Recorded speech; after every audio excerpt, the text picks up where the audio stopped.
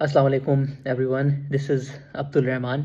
और आज 23 फरवरी तकरीबन 8:15 का पाकिस्तान में टाइम है और ये मैं वीडियो रिकॉर्ड कर रहा हूँ फॉर ऑल PSX इन्वेस्टर्स। पिछले कुछ दिनों में आपने हेडलाइन सुनी होंगी, PSX में $10 बिलियन की मार्केट जो है करेक्ट हो गई, लोगों का नुकसान हो गया।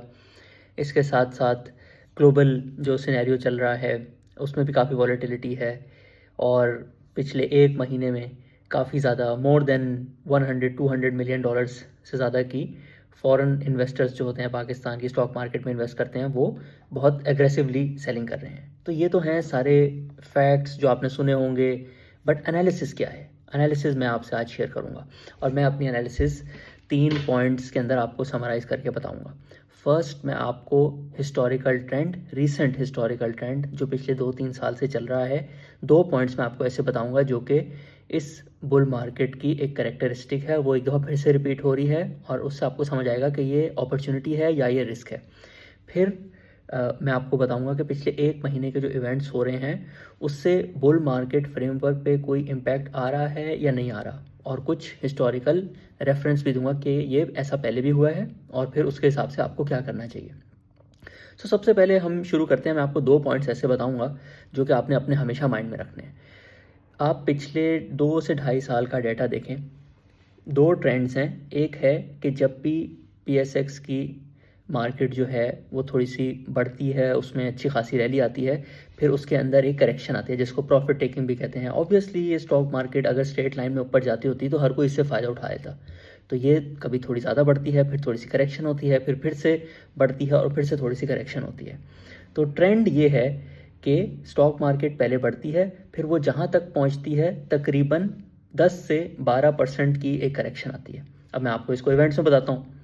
सबसे पहला इवेंट, जब पाकिस्तान का IMF के साथ एग्रीमेंट हो गया जुलाई 2023 में, तो एक रैली अपवर्ड बनी और ये तकरीबन 6 महीने लास्ट की।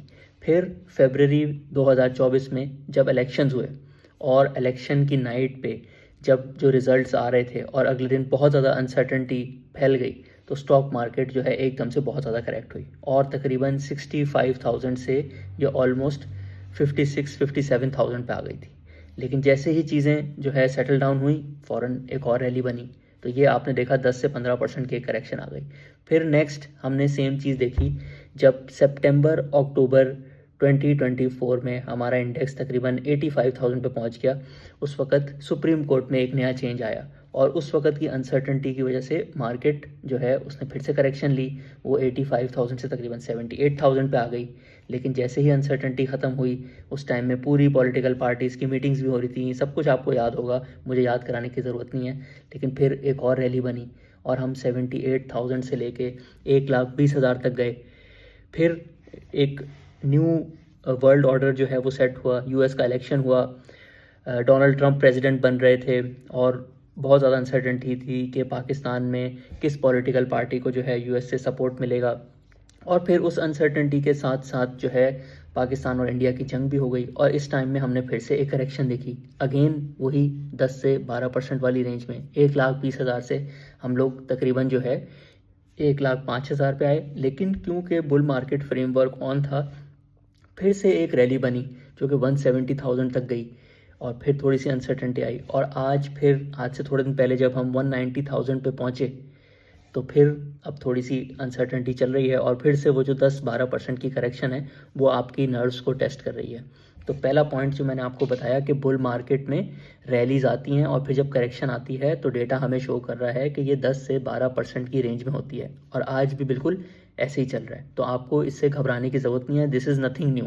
ये चीज़ पहले भी रिपीट हो चुकी है और जो इतनी अच्छी बुल मार्केट चल रही है, ये बिल्कुल उसका जो फ्रेमवर्क है उससे फुली इंटैक्ट है। दूसरा एक और तरीका ये होता है कि जो रीसेंट रैली आई हो, यानी कि जो रीसेंट अप लेग आई है PSX में, उसकी तकरीबन 25 से 30% करेक्शन हो जाती है। और ये हम देख रहे हैं, पहले 40,000 से हम 65 तक गए, तो जो 25,000 पॉइंट्स पड़े थे इलेक्शन के टाइम पे, उसमें तकरीबन जो है 7-8 हज़ार की करेक्शन आ गई। तो इसी तरीके से हम रीसेंट लेग देखें जो कि तकरीबन 155,000 से लेके 190,000 तक गई, तो उसमें भी करेक्शन आ रही है। तो आप दोनों तरीक़ों से देखें तो बुल मार्केट फ्रेमवर्क जो है वो फुली इंटैक्ट है ये चीज़ें डिटरमिन नहीं करती कि 10 से 15% करेक्शन से बुल मार्केट ख़त्म हो जाती है, बल्कि एक्चुअल में आपने देखना होता है कि आज कल पाकिस्तान में बेस्ट एसेट क्लास कौन सी है।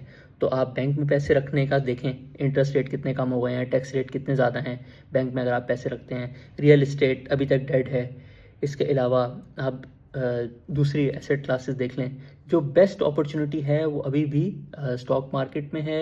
रिटेल इन्वेस्टर्स भी नए अकाउंट खुलवा रहे हैं, और इंडिविजुअल इन्वेस्टर्स जिसको हाई नेटवर्थ इंडिविजुअल्स भी कहते हैं, वो खुद पर्सनल पोर्टफोलियोज के थ्रू और म्यूचुअल फंड्स के थ्रू भी अभी भी जो है एग्रेसिवली बाइंग कर रहे हैं।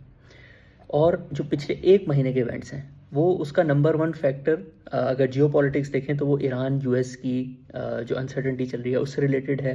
और दूसरा है कि पाकिस्तान में जो फॉरेन पोर्टफोलियोज होते हैं जो स्टॉक मार्केट में इन्वेस्टमेंट करते हैं, उन्होंने ऑलमोस्ट $200 मिलियन की सेलिंग कर दी है।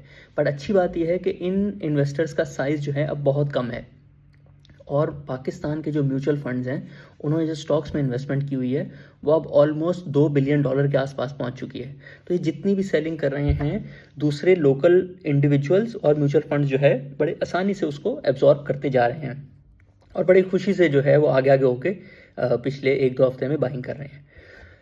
फॉरेन इन्वेस्टर्स का लेंस जो है चीज़ों को देखने का, उनके पास बहुत ज़्यादा एसेट क्लासेस होती हैं। पिछले 1 साल का ट्रेंड भी ये है कि वो पाकिस्तान के साथ साथ इंडिया, वियतनाम और भी बहुत सारी स्टॉक मार्केट्स हैं वहाँ से एग्जिट ले रहे हैं और यूएस में इन्वेस्टमेंट कर रहे हैं। यूएस में इंटरेस्ट रेट्स भी बढ़ गए हैं, तो वहाँ पे भी थोड़ी सी रीएलोकेशन चल रही है। और आपको याद होगा ट्रंप टैरिफ्स के टाइम पे मैंने आपको पूरा एक्सप्लेन किया था कि ट्रंप टैरिफ से जैसे ग्लोबल इकोनॉमी स्लो डाउन होती है और कमोडिटीज सस्ती होती हैं तो पाकिस्तान को इससे फ़ायदा हो जाता है। लेकिन फॉरेनर्स के लिए ये एक नेगेटिव चीज़ होती है, क्योंकि जब अनसर्टेनिटी आती है वो फ्लाइट टू सेफ्टी करते हैं और यूएस बॉन्ड्स की तरफ जाते हैं।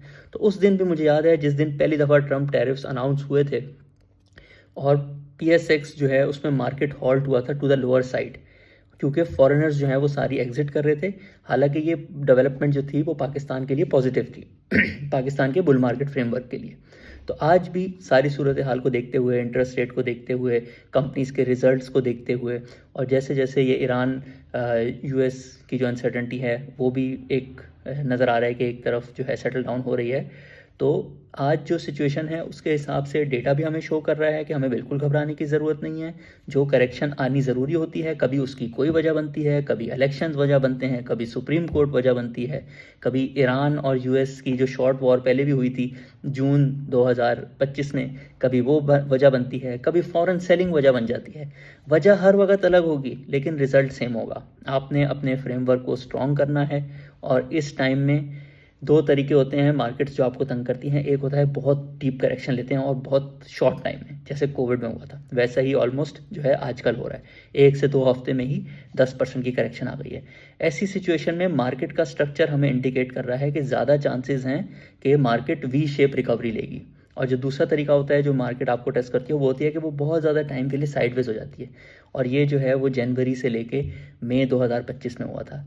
वो आपको टाइम से भी जो है टाइम आपको टेस्ट करती है कि आप इतने टाइम तक साइडवेज मूवमेंट बर्दाश्त कर सकते हैं, आपकी कन्विक्शन को चैलेंज करती है। दूसरा तरीका होता है कि वो बहुत शार्प करेक्शन लेती है और आप सोचते हैं कि इतने ज़्यादा लोग रोज़ रोज़ सेल कर रहे हैं तो मुझे भी बेच देना चाहिए, कल जो है प्राइस और नीचे चली जाएगी। तो इस दफ़ा मार्केट स्ट्रक्चर हमें बता रहा है कि ये दूसरी टाइप से मार्केट आपको टेस्ट कर रही है, और ज़्यादातर इन चीज़ों का रिजल्ट होता है एक V शेप रिकवरी। जितनी तेज़ी से मार्केट नीचे जाती हैं उतनी तेज़ी से ही रीबाउंड करती हैं। तो बहुत अच्छे चांसेस हैं, और मेरी प्रिडिक्शन भी है कि अगले कुछ ही दिनों में जैसे ही जिस स्पीड से करेक्शन हुई है उसी स्पीड से जो है हम एक रिकवरी भी देखेंगे।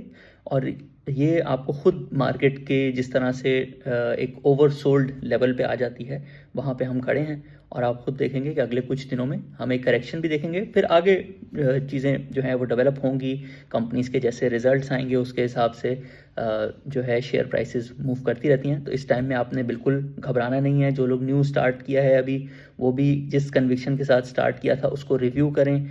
जो लोग पहले से इन्वेस्टेड हैं वो जिस वजह से उन्होंने बुल मार्केट फ्रेमवर्क में उनकी कन्विक्शन बिल्ड हुई थी उसको रिव्यू करें। वो अगर आज भी इंटैक्ट है तो आपको भी जो है इन्वेस्टेड रहना चाहिए। थोड़े दिनों की बात होती है, मार्केट आपको टेस्ट करती है और ये सारी अनसर्टेनिटी जो है वो विद टाइम सेटल डाउन हो जाती है। आप सबको बहुत बहुत रमज़ान मुबारक। बहुत ही मुबारक महीना है, मुझे अपनी दुआओं में बिल्कुल याद रखिएगा। हैप्पी इन्वेस्टिंग, टेक केयर, अल्लाह हाफ़िज़।